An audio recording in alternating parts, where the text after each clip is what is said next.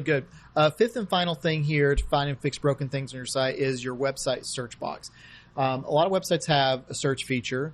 Most websites do. My opinion on search boxes is that most sites probably need to have it buried somewhere in the footer. Right. Unless you're an e-commerce site or a news and information site or content site, you probably don't want to have that prominently up, like where Amazon Amazon obviously is a very search forward. Google and Amazon are search centric concepts. Right. Yeah. YouTube, any of these discovery sites. Yeah. But you want to, for people that use it, first of all, I would go to Google Analytics and see if you have the feature. See if anybody ever lands on a search results page. If no one's landed on a search results page in the past 6 months, you might not even care about it because people aren't using it. But if they are using the feature, you want to do a search and make sure that the results make sense. Make sure there's no junk pages or irrelevant pages, or make sure the results actually make sense.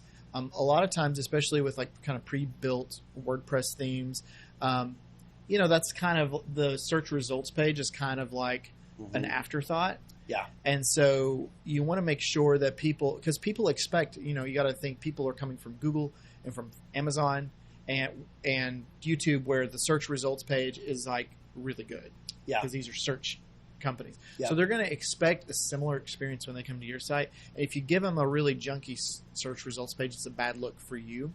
So do a few queries on your site and put yourself in the user's position and say, does this make sense to me? Would this be a good experience? Yeah. If it's not, either change it or consider removing it altogether if you're the kind of business that doesn't rely on search for people to find content on your site. A lot of times search, if people are hitting your search, this is another usability thing, but if people are hitting your search feature a lot, it might be because your content isn't arranged in a really good way. Yeah. And people are getting frustrated, and that's their last ditch. They're like, well, screw it, I'll just search for it. Yep. Like that, which means if that's the case, the footer's a good place for it.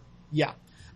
So those are things. You got anything else to add to that? Ways to fix your search box? No, I would just say test it occasionally. We in our QA process, when we build a website, we'll go in and test the search results page, see how it looks. But just check, once a month, if you go check the forms on your website, check your search box. Make sure it's still working. Make sure nothing's broken, because it doesn't look broken unless you use it.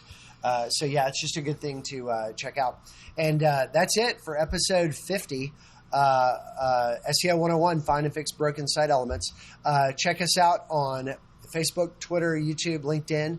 Follow us, engage with us. We really appreciate all the interaction we have with people who are on the pages and find the podcast and share it. And so keep that coming. We'd love to have your questions, your comments below.